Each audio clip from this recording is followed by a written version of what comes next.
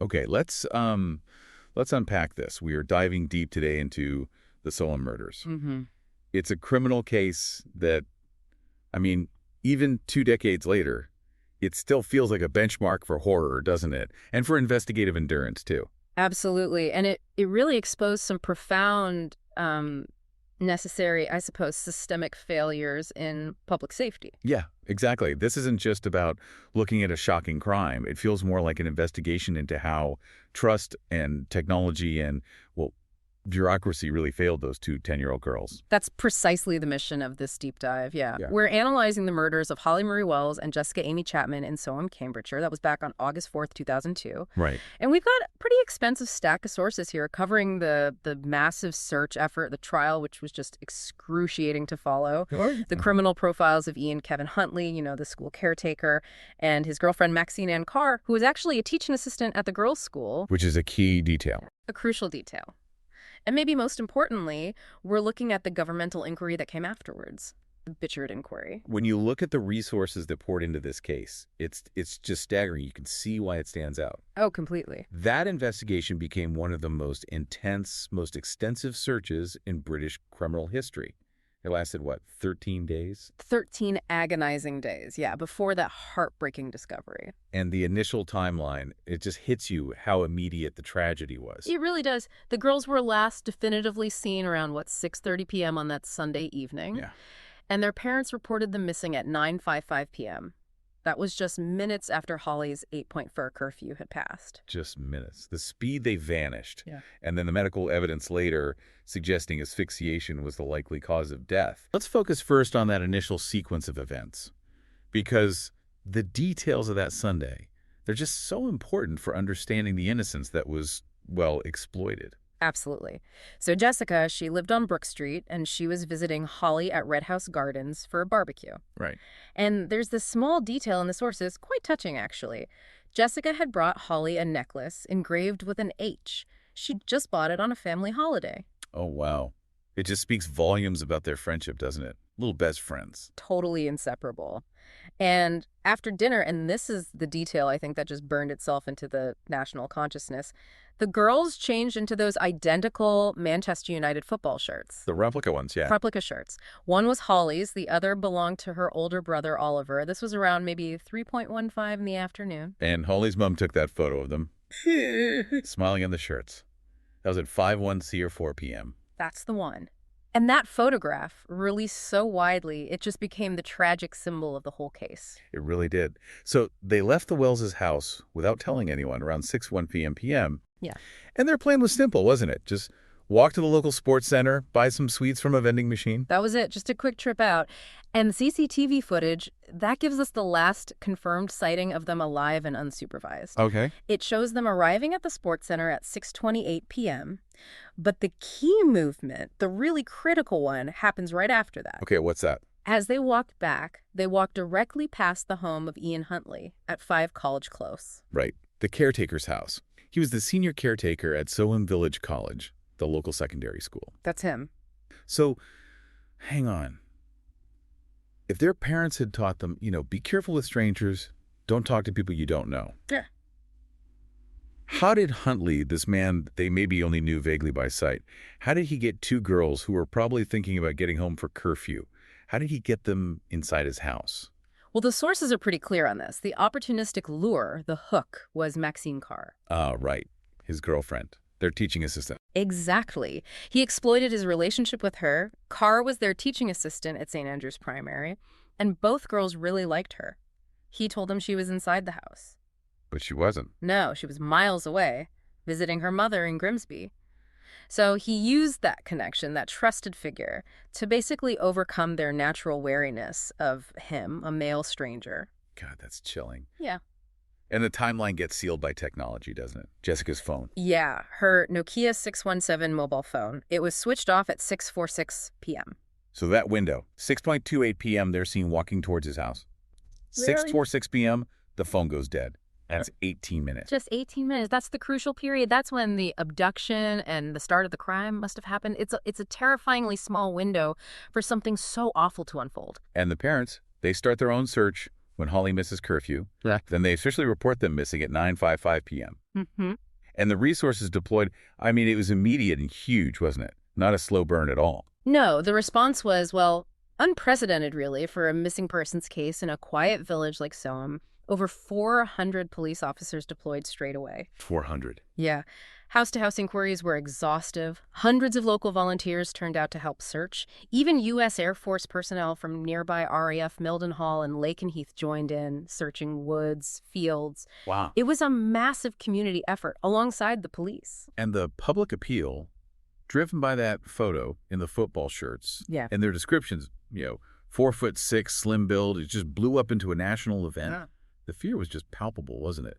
Two girls walking home just vanish. It really was. And the police, they were obviously on high alert. Initially, they did their due diligence, questioning over 260 registered sex offenders in the area. Standard procedure. But Yeah, including 15 who were classed as high-risk pedophiles, but they were all eliminated pretty early on, which kind of pushed the investigation away from known threats, towards maybe an unknown local person. Right. They also checked out chat room leads, digital stuff, but that all came to nothing. What about the physical leads? There must have been sightings reported, false hopes.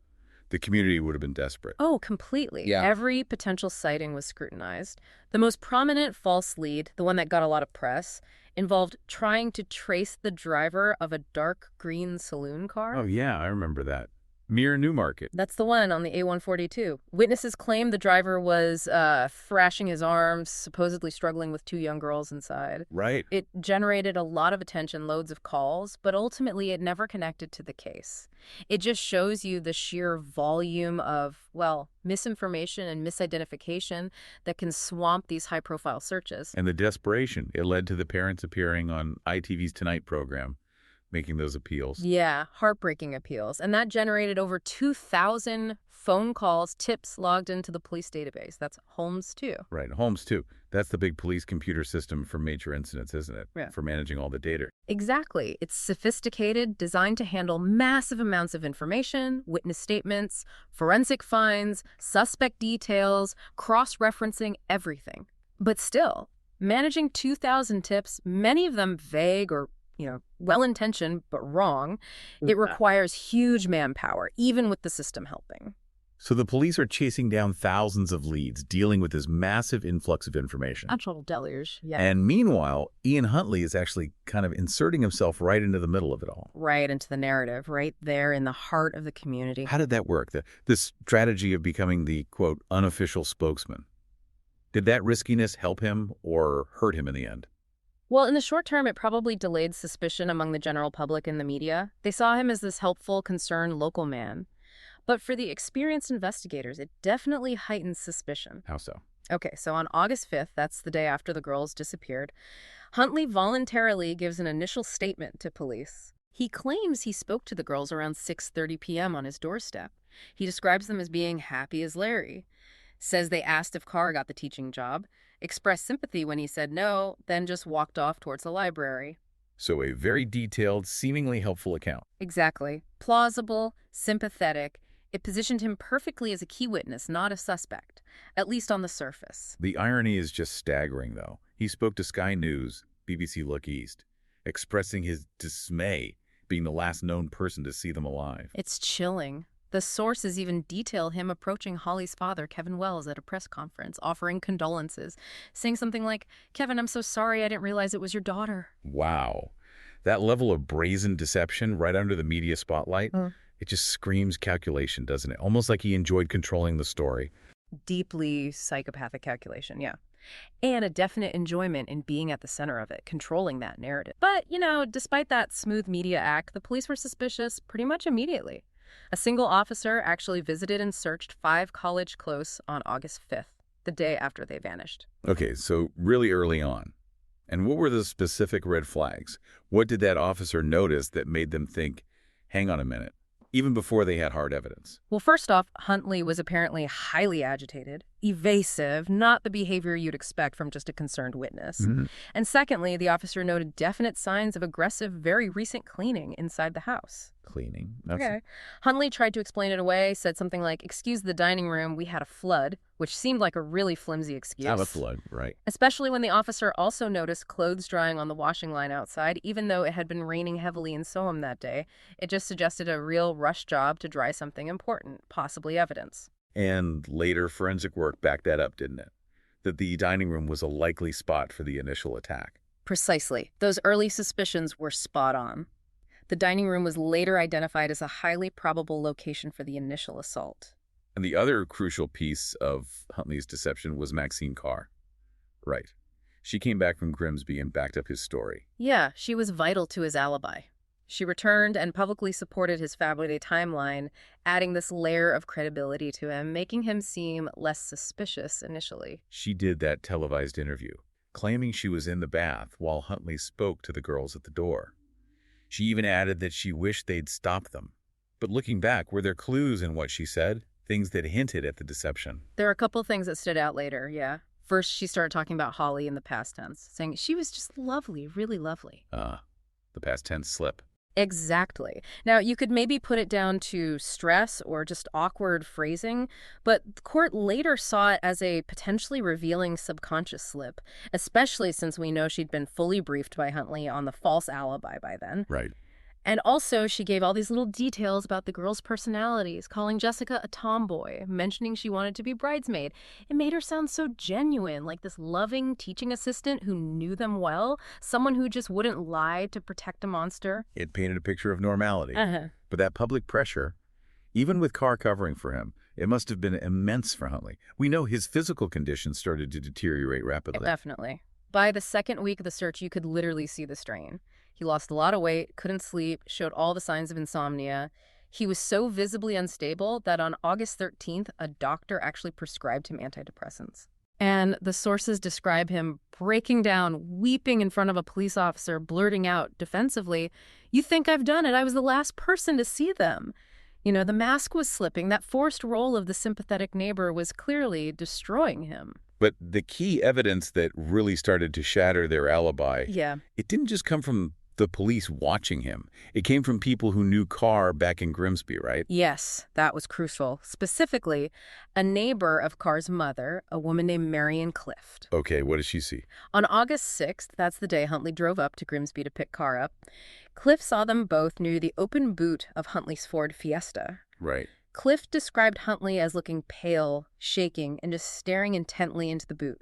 Carr was standing nearby, apparently weeping with her head bowed. Staring into the boot. Yeah, and Clift said that as soon as Huntley realized he was being watched, he just slammed the boot shut really abruptly. That is suspicious. Yeah. It suggests they were either moving something or maybe talking about something really sensitive related to what was in the car. Exactly. And you link that sighting back to Huntley's appearance back in Soham. He was seen around that time with those 3 vertical scratches on his face, about 3 centimeters long, on his jaw. Right, the scratches. He claimed his dog did it, Sadie. Yeah, that was his story. But the police were highly skeptical. The location, the pattern, it just didn't look like a typical dog scratch. It looked much more like defensive wounds, like someone has scratched him during a struggle. Makes sense.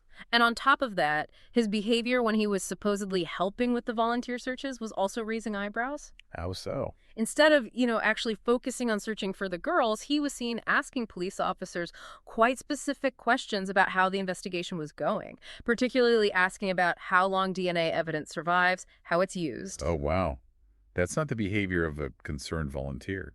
That's someone calculating their chances. Precisely. It was the action of a very nervous man trying to figure out how long his meticulous cover-up might actually hold. So the police were definitely closing in. By August 16th, they questioned both Huntley and Carr again for hours, took updated statements, then moved them to a safe house. What were the final pieces just before the bodies were found that really cemented them as the prime suspects? It was really the corroboration coming out of Grimsby that sealed it pre-discovery.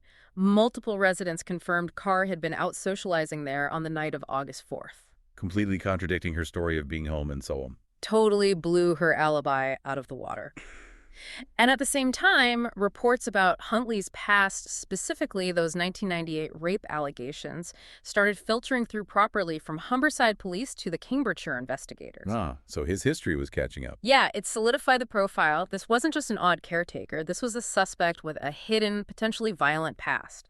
The net was tightening incredibly fast, really just hours before the bodies were actually... So the shift from a missing persons case, which everyone was desperately hoping would end well, to a murder investigation, that happened on August 17th, day 13 of the search. Yeah, that's the moment the true scale of Huntley's depravity really came to light. How were the bodies found? The discovery was made by a local gamekeeper, Keith Pryor. It was around 12:30 p.m. He was near RAF Lakenheath in Suffolk, which is about 10 miles east of Soham. Okay. Pryor had noticed an unusual and unpleasant smell in the area a few days earlier, but hadn't pinpointed it. On the 17th, he went back with a companion to investigate more closely, and they found them. Oh, God. Severely decomposed and charred corpses lying side by side in a dry irrigation ditch about 5 feet deep. Charred. He tried to burn them. And the forensic timeline here, that was crucial, wasn't it? The state of the bodies. Despite his attempt to destroy evidence with petrol, they brought in a forensic ecologist. That's right, Dr. Patricia Wiltshire. Her specialty provided really vital non-human evidence. How's that work? Ecology. By examining the plants around the ditch, specifically the growth rates of the nettles that had grown up around and even over the bodies slightly. Based on how much they'd grown, she could estimate quite accurately when the bodies had been placed there. And what did she conclude? She estimated they'd been put in the ditch almost immediately after the disappearance, close to 2 weeks prior. Wow. So that directly contradicted any idea that this was some delayed disposal or that he'd panicked later and hidden them. He put them there right away. Exactly. Planned disposal almost immediately after the murders. But the police actually had the definitive physical link before the bodies were found, didn't they? The evidence from Soham Village College. Yes, that was recovered on August 16th, the day before the discovery. During a really intensive search of Huntley's workplace, the college. What did they find? Officers found the charred and significantly badly cut remains of the girls' Manchester United shirts. The shirts? In a bin? In a bin, inside one of the hangars at the college. And the forensic yield from those burnt remnants was just overwhelming. How specific was it? What did the fibers connect to? Incredibly precise. Fibers recovered from the shirts matched samples that had already been recovered from 3 key places: Huntley's own clothes, microscopic fibers found on his body, and trace fibers found on surfaces inside his house, 5 college close. So, irrefutable proof they'd been in his house. Absolutely. And on top of that, Huntley's fingerprints were found on the lid of the actual bin bag that contained the burnt shirts. Game over, really. Pretty much. It established physically that the girls had been in his house and that he had destroyed their clothing at his workplace. So, with bodies now recovered on the 17th and the clothing evidence secured the day before, the arrest happened very quickly, 4:30 a.m. on the 17th. Yes. And Huntley's reaction in custody, it completely changed from that calculated media persona, didn't it? Oh, completely. He went from composure to just outright evasion and manipulation. His behavior was described as chaotic. He refused to answer any substantive questions. Yeah. Appeared confused, very emotionally detached, and then he started exhibiting signs of, well, what seemed like feigned mental illness. Feigned? Like what? At one point, he apparently started drooling uncontrollably, which led to him being referred for a psychiatric assessment at Rampton Secure Hospital. Trying to avoid questioning. That was clearly the aim, trying to get himself declared unfit for interview. But it ultimately failed. Forensic psychiatrist Christopher Clark assessed him and determined he was competent, just manipulative. Right, and meanwhile, Carr, her story crumbled almost instantly once she was arrested, didn't it? Yes, her facade just collapsed. She quickly confessed that she had lied about her whereabouts and about Huntley's story. What was the exact story Huntley had fed her over the phone that day? Carr said Huntley had called her in Grimsby, sounding panicked, claiming the girls came in our house. Right. He told her Holly had suddenly had a nosebleed, that he'd helped clean her up in the bathroom, and then they'd simply left the house. That was the innocent explanation he gave her. Yeah. The nosebleed story. Yes. And then, crucially, he immediately played on his past. He told Carr he was terrified of being falsely accused or fitted up for the girl's disappearance because of that previous unresolved rape allegation from 1998. Wow. So he used his own past problems to manipulate her into covering for him. Absolutely. He weaponized his history to secure her complicity. Carr admitted she agreed to concoct the false story purely to protect his reputation and his job security. She bought his story, or at least claimed she did at that point. That detail about the 98 allegation, using it like that, it's just so cynical. Utterly cynical. And Carr maintained, even after confessing to the lie, that she didn't believe he'd actually murdered them. When the police finally confronted her with the fact the bodies had been found and the shirts discovered in the bin, her reaction was apparently one of genuine shock. She burst into tears, shouting things like, "No, he can't have been, it can't have been, he hasn't done it." So even then, she was clinging to the idea he was innocent of murder. It appears so. Or at least a desperate hope. She only finally seemed to accept his guilt and cut ties completely in December 2002, after all the overwhelming forensic evidence became public knowledge before the trial. Let's get into that forensic evidence recovered from the house, 5 College Close, and the car, the Ford Fiesta. Because the detail here is crucial. It just systematically dismantled Huntley's later defense that this was all just panic. The cleaning operation inside the house was incredibly thorough. He'd used some sort of cleaning fluid described as having a lemony smell, trying to eradicate every trace. But he failed. He failed. Advanced forensic techniques found distinct traces of blood spatter.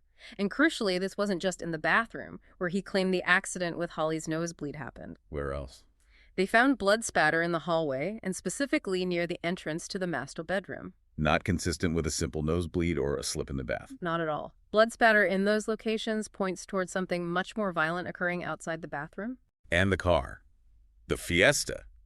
That basically provided a map to the disposal site, didn't it? It did, yeah. Even though he'd cleaned it aggressively, the forensic teams found microscopic traces of a very specific mixture of materials: brick dust, chalk, and concrete. Okay. And this mixture perfectly matched the type of material used to pave the specific track, the road leading down to that irrigation ditch near RAF Lakenheath where the bodies were found. Wow. Found where in the car? Around the wheel arches and embedded in the pedals, like he'd driven right up to the site. Incredible detail. What else about the car? Well, the rear seat cover was missing entirely, just gone. And the boot lining, the carpet in the boot, had been hastily replaced with a piece of ill-fitting household carpet. Obvious signs he was trying, frantically but clumsily, to remove any material that might have come into contact with the bodies. So cleaning the house, cleaning the car, replacing parts of it. Yeah. This isn't panic. This is calculated evidence disposal. Absolutely calculated. And he also went to lengths to create a false paper trail. In the week before his arrest, Huntley paid a local mechanic to change the tires on the Fiesta. But he insisted the mechanic write the receipt using a false name and a false registration number for the car. Trying to obscure the car's movements around that time. Clearly. Trying to create an alternate timeline or muddy the waters about when the car was used. Huntley eventually admitted, post-conviction, to setting fire to the bodies using petrol specifically to destroy evidence. He also admitted taping bin liners around his feet at the ditch site to avoid leaving footprints. And the location choice, RAF Lakenheath. Was that random? No. He chose it deliberately because his disabled grandmother lived nearby. It gave him a plausible, though false, excuse for being seen driving in that specific area if anyone had spotted him around the time of the disposal. Everything points to calculation, not... So the road to the actual trial, it was delayed a bit by Huntley's attempts to feign mental illness. He spent nearly 2 months detained under the Mental Health Act after his arrest. The assessment in Rampton. Yeah. It was a necessary step, legally, to ensure the trial could proceed without him later claiming diminished capacity or fitness to plead. And the finding by Dr. Christopher Clark was critical there, that Huntley was psychopathic, yes, but not suffering from a major mental illness that would impair his understanding. He knew what he was doing. Exactly. Clark confirmed he was physically and mentally sound and fully aware of his actions. He was declared competent to stand trial in October 2002. Although, even being deemed competent, he was clearly under immense strain. He tried to commit suicide in prison in June 2003, didn't he? Before the trial started. He did. A serious attempt, overdosing on antidepressants he'd managed to hoard in his cell. It just underscores the extreme pressure he felt as the trial loomed. So the trial finally starts at the Old Bailey in London on November 5th, 2003. And the pleas are interesting. Huntley pleads not guilty to the 2 counts of murder. Correct. But he pleads guilty to perverting the course of justice. And Maxine Carr does the same, pleads guilty to perverting the course of justice, but not guilty to the charge of assisting an offender. That distinction is really important, especially for understanding Carr's eventual conviction and sentence. Perverting the course of justice just means knowingly doing something to obstruct the law in their case, providing that false alibi. They both admitted doing that. Right. But the assisting an offender charge against Carr required the prosecution to prove she helped Huntley knowing or believing he was guilty of murder, or another serious arrestable offense related to the deaths. Her defense was that she didn't believe he'd actually killed them when she lied for him. Okay, got it. So the prosecution, led by Richard Latham, QC, they built their case heavily on opportunity and, well, the sheer implausibility of Huntley's story.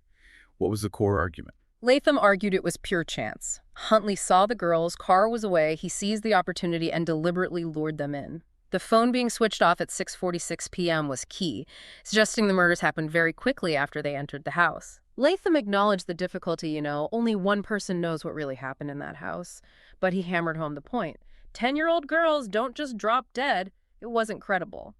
And the prosecution pushed hard on a sexual motive, didn't they?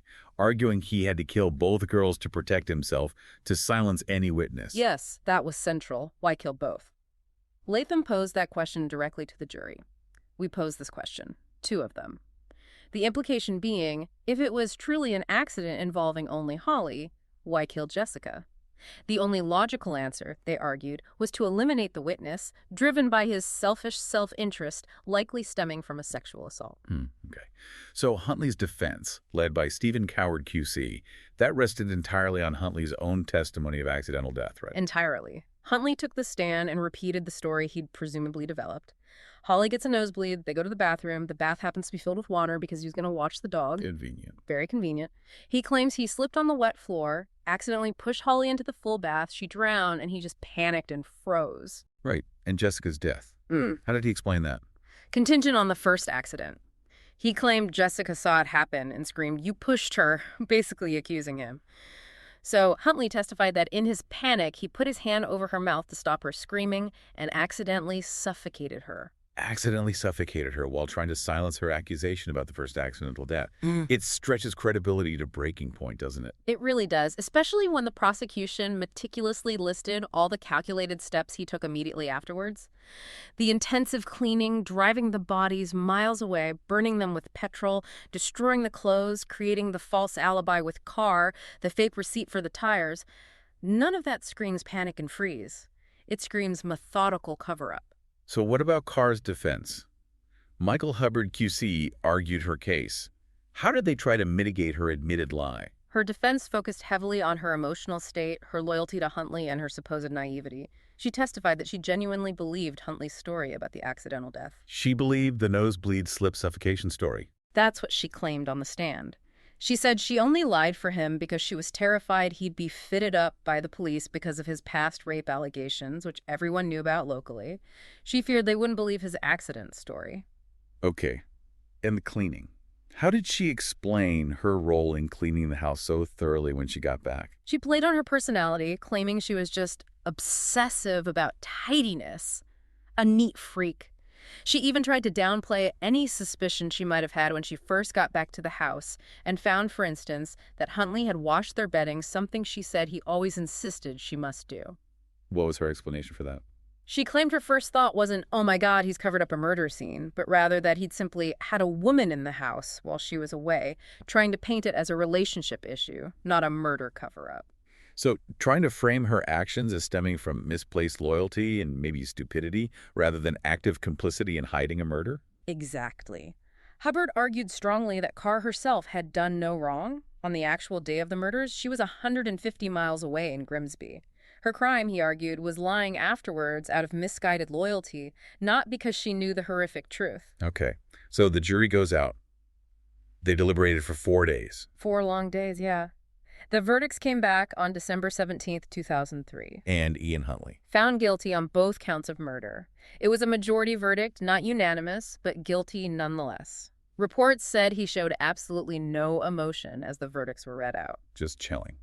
And Maxine Carr. Found not guilty of assisting an offender. Not guilty of assisting. So the jury accepted her defense. That she didn't necessarily know he was guilty of murder when she lied? It seems they did accept that argument, or at least that the prosecution hadn't proven her knowledge beyond reasonable doubt. But she was found guilty of the charge she'd already admitted, perverting the course of justice, for the lie itself. Okay. And her sentence for that? She was sentenced to 3.5 years in prison. Right. And Huntley's sentencing for the murders, that came a bit later. Yeah. Sentencing was delayed. It finally happened in September 2005. The judge, Mr. Justice Moses, imposed 2 terms of life imprisonment with a minimum term set at 40 years. 40 years, minimum. So he wouldn't be eligible for parole until 2042. He'd be 68. That's right. And the judge made a specific comment about that sentence, didn't he? Something about his chances of release. He did. He stated the order offers little or no hope of the defendant's eventual release, which sounds almost like a whole life tariff, but technically it wasn't. Why not? Why didn't he get a formal whole life order, meaning he'd definitely die in prison? It was down to incredibly precise legal timing. The Criminal Justice Act 2003, the law which gave judges the specific power to impose a formal whole life tariff, actually came into effect just 1 day after Huntley was convicted. 1 day. Wow. Literally 24 hours later, the law changed. If his verdict had come down a day later, it's almost certain he would have received a whole life order. As it was, the 40-year minimum was the absolute highest punitive sentence available to the judge under the law that applied on the exact day of his conviction. So the trial gives us the narrative of the crime itself. But to really understand the why and the how, we need to dive into Huntley's background, his criminal profile, because his history is just full of abuse and deception that, frankly, should have rung alarm bells much, much earlier. Absolutely. Ian Huntley, born 1974, described as a timid kid, apparently quite attention-seeking, bullied a lot at school, that kind of early environment, it can sometimes contribute to later manipulative or aggressive behaviors. Right. And interestingly, one of his childhood hobbies was plane spotting, which led him to spend a lot of time hanging around near RAF Lakenheath. The place he eventually dumped the bodies. Exactly. So he had this intimate, pre-existing familiarity with that specific, quite remote area. It suggests the disposal site wasn't just chosen in a blind panic. It was likely somewhere he already knew well, maybe even pre-planned on some level. And his adult relationships, they were violent almost from the start, weren't they? His marriage in 1995 to Claire Evans. Horrific by all accounts. Short-lived, incredibly volatile. The sources state he regularly sexually assaulted her, subjected her to degrading treatment, physical abuse. It was extreme. And it led to a miscarriage. Yes. He apparently beat her so severely on one occasion that she suffered a miscarriage. She eventually left him specifically because of the violence. It shows a really long established pattern of controlling, abusive behavior towards women. And then there's the trail of sexual misconduct, specifically targeting minors, before Soham. It's just staggering when you lay it out. It really is. The police investigation after his arrest concluded that Huntley had likely engaged in sexual misconduct with around 60 underage girls over the years. Around 60. Now, many of those didn't result in formal charges, often because the victims were unwilling to testify or there wasn't enough corroborating evidence back then. But we know for sure about specific relationships. 3 with girls aged 15, 1 with a girl aged just 13, all between 1995 and 1996. So this wasn't just isolated incidents. It was a sustained pattern of predatory behavior going back years. Exactly. A clear pattern. And yet, despite all this, somehow, he was reported to Humberside Police 10 times and social services 5 times. Yeah. Before 2002. That's right. 10 separate reports to the police, 5 to social services. And these weren't minor things. They included multiple allegations of rape in 1998 and a specific allegation of sexual assault on an 11-year-old girl back in 1997. But none of them stuck. None resulted in a conviction. They were either dropped by the prosecution, often because the victim understandably felt unable to go through with testifying, or because the evidence was deemed insufficient at the time. The only thing that remained on his record was an outstanding burglary charge from 1995, which is just allowed to sort of sit there, lie on file, unresolved. This history just completely blows his defense out of the water, doesn't it? He fits the profile of a predator who saw an opportunity. He was profiled by experts as a latent predatory pedophile who acted opportunistically. The prosecution at trial argued strongly that the motive was sexual, even if they couldn't prove it forensically beyond doubt. Right. The pathologist, Dr. Nathaniel Carey, he couldn't be certain because of the state of the bodies. Correct. The decomposition and the fire damage made it medically impossible for him to state conclusively for the jury the precise cause of death or whether a sexual assault had definitely occurred. However, he did testify that some of the pathological evidence recovered suggested that a sexual assault had likely taken place, either just before or just after death. So, highly likely, just not provable to the criminal standard. Exactly. But that likelihood provided the context for the prosecution's argument. He murdered both girls to silence them after potentially assaulting one or both. Okay, let's pivot to Maxine Carr. Her profile, her background, it helps explain maybe why she remained loyal for so long, despite Huntley's obvious volatility. Yeah, Carr's background is quite different, but also key. Born 1977, she had a difficult childhood, reportedly struggled academically, suffered from anorexia, low self-esteem.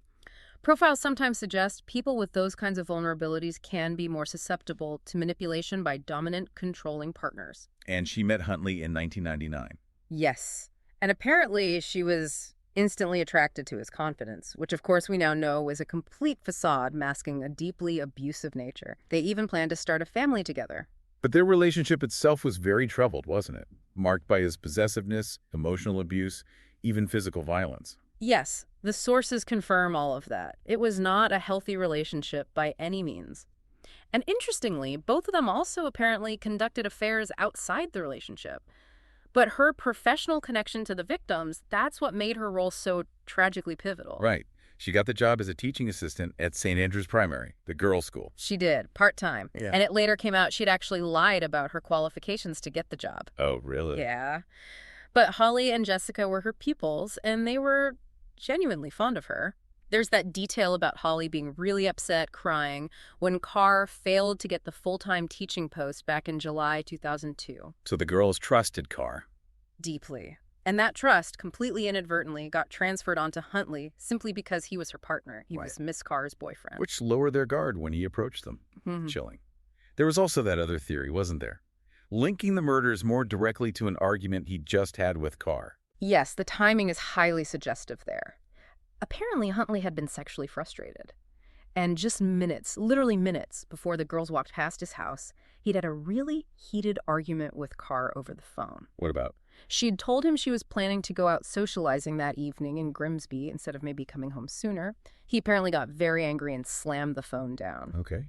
This led some people, including Huntley's own mother apparently, and some police investigators, to speculate that maybe the murders weren't solely about pre-planned sexual predation. Maybe it was also, or instead, a sudden fit of explosive, jealous rage. The girls just happened to be there, vulnerable targets for him to lash out at as proxies for Carr. So a conflicting possibility. Yeah. Rage rather than pure predation. Or maybe a mix. It's possible. It just emphasizes the complexity and the sudden, terrifying volatility of his character. It wasn't necessarily one single motive. And we have to mention the tape confession revelation, post-conviction. That came after another suicide attempt in 2006. That's right. He tried to kill himself again, and a cassette tape was recovered from his cell. It seemed intended as sort of posthumous confession. And what did he claim on that tape? It gave a very different version of Carr's involvement, didn't it? Radically different. On the tape, Huntley claimed he had actually confessed the murders to Carr before they were arrested. He told her he'd killed him. That's what he alleged on the tape. And he claimed her reaction wasn't horror or calling the police. He alleged she slapped him, told him to pull himself together because she was terrified of losing her teaching position if he was caught. Wow. And did he claim she helped with the cover-up? Yes. He went further, alleging on the tape that it was Carr who encouraged him to burn the bodies, specifically to destroy the forensic evidence. Okay, but this was never tested in court. Was it seen as credible? No, it was never tested in court, and it was largely dismissed by authorities and commentators as a self-serving attempt by Huntley to try and drag Carr down with him to share the blame after the fact. But it certainly paints a much darker, though unproven, picture of her potential knowledge and complicity. Regardless of whether it's true, it just shows his pattern, doesn't it? Yeah. Always shifting blame, always trying to manipulate the narrative to protect himself, even years later from inside prison. Absolutely consistent, the Bichard inquiry. But perhaps the biggest, most lasting impact of the Soham murders wasn't just the horror of the crime itself, but the way it threw this incredibly harsh spotlight onto institutional incompetence. Systemic failure. You mean how Huntley got the job at the school in the first place? Exactly. He should never, ever have been hired as the senior caretaker at Soham Village College back in 2001. This was a position of trust. He supervised 4 other employees, he had keys, he had access to the school grounds, access to children. No. So how did he slip through the net? What was the specific vetting failure? It was a cascade of failures, really. First, he applied for the job using an alias Ian Nixon, which was actually his mother's maiden name. Okay, but did he hide his real name? No, and this is the crucial point. He did disclose his birth name, Ian Huntley, on the official application form. But Cambridgeshire police, who were responsible for the vetting check, they failed completely to run a background check under the name Ian Huntley. They just didn't check his real name. Apparently not properly, no. If they had done that basic standard check, they would have instantly found that outstanding burglary charge from 1995 still sitting on his file. Which wasn't the most serious thing, but it would have been a flag. It would have been a definite red flag. It would have triggered further, deeper inquiries into his history, likely uncovering the more serious allegations held by Humberside police. And the school itself messed up, too. The head teacher admitted failures. Yes. The head teacher of Soham Village College later admitted they hadn't properly checked Huntley's references before offering him the job. So you had police vetting failures combined with the school's procedural failures. It was, as you said earlier, a perfect storm of overlooked warnings. Just catastrophic. And this breakdown, this is what led directly to the Bichard inquiry. Immediately, the then Home Secretary, David Blunkett, announced a full public inquiry led by Sir Michael Bichard in 2004. Its specific mandate was to investigate the intelligence systems, the record-keeping, and the vetting procedures used by police forces and other agencies involved with children. And Bichard's findings were pretty scathing, weren't they?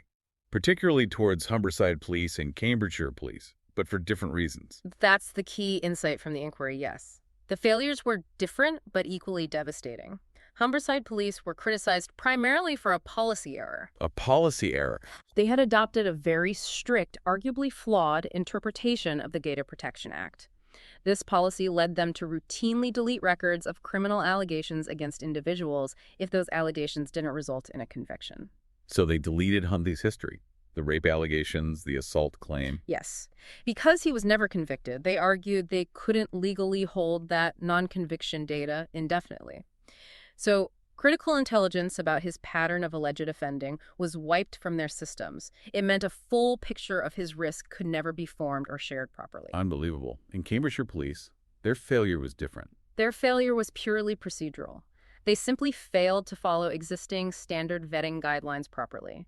They had the name Ian Huntley on the form, but they didn't check it thoroughly against police databases. The inquiry also slammed the devastating delay it took Cambridgeshire Police nearly 2 weeks after the girls vanished to become fully aware of Huntley's extensive history held by Humberside, even though he was an obvious, early, high-profile suspect right on their doorstep. So you had one force deleting history because of policy, and another force failing to do basic checks because of procedure.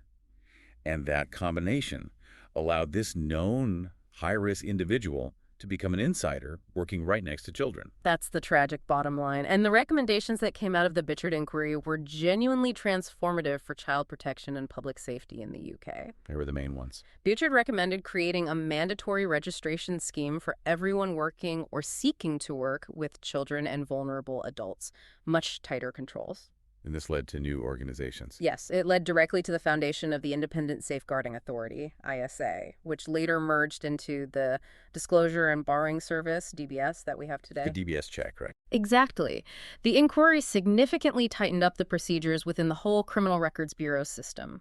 It made comprehensive background checks compulsory, and crucially, it established principles for how police should handle and share non-conviction information, those allegations that didn't lead to court when assessing someone's suitability for working with vulnerable groups. The entire aim was to close those gaps, to ensure that a bureaucratic and procedural failure of this magnitude could never, ever happen again. It's hard to process the sheer scale of this case, even the physical aftermath. They demolished the house, didn't they? 5 college close. They did. It was demolished quite quickly in April 2004. The rubble was apparently taken away and disposed of at undisclosed locations, just leaving a vacant patch of grass there now. An attempt, I suppose, to erase the physical scar on the community. But the perpetrators, their stories continue, don't they? Huntley is still serving that 40-year minimum sentence. Yes, and his time inside has been violent. He's faced repeated attacks from other inmates, high-profile ones, too. Like what? He was badly scalded with boiling water by Mark Hobson, another notorious killer. And later, another inmate, Damien Fowkes, slashed his throat with a makeshift weapon. He survived both, but it shows the level of animosity towards him within the prison system. And didn't he try to sue the prison service over those attacks? He did, bizarrely. He sought compensation claims. Reports suggested up to £20,000, arguing the prison service had failed in its duty of care to protect him, a convicted child killer, from other dangerous inmates. Just incredible audacity. And Maxine Carr, what happened to her? Her fate is unique, really. She served 21 months of her 3.5-year sentence and was released in May 2004. But because of credible, extreme threats against her life, people wanting vigilante justice, she was granted a lifelong anonymity injunction by the High Court in 2005. Lifelong anonymity, meaning her new identity, her location, can never be published. Exactly. It's a permanent protection order. The cost of maintaining that level of secrecy, police protection, potential relocation, monitoring is huge, speculated to run into millions of pounds over her lifetime, all funded by the taxpayer. And that secrecy itself has caused problems, hasn't it? Innocent women being wrongly identified as her. Tragically, yes. The intense media interest and public hatred have led to at least a dozen completely innocent women being falsely identified as Maxine Carr, often by tabloids or online mobs, facing harassment and abuse as a result. It's a grim side effect of the necessary secrecy. So when we look back at this whole devastating case, what's the core insight for someone listening to this? What should we take away? I think the key learning, if you can call it that, is understanding where the failure really lay. You had this incredible search effort, this massive outpouring of community spirit and police dedication trying to find the girls. That wasn't the failure. The failure happened before they disappeared. It was rooted in that quiet background noise of procedural bureaucracy, flawed data management, poor information sharing between forces, and inadequate vetting. And that failure put Huntley in a position of trust. Precisely. It made him an insider. You know, the girls' parents had taught them, well, don't trust strangers, be wary. But Huntley wasn't just a random stranger. He was the school caretaker.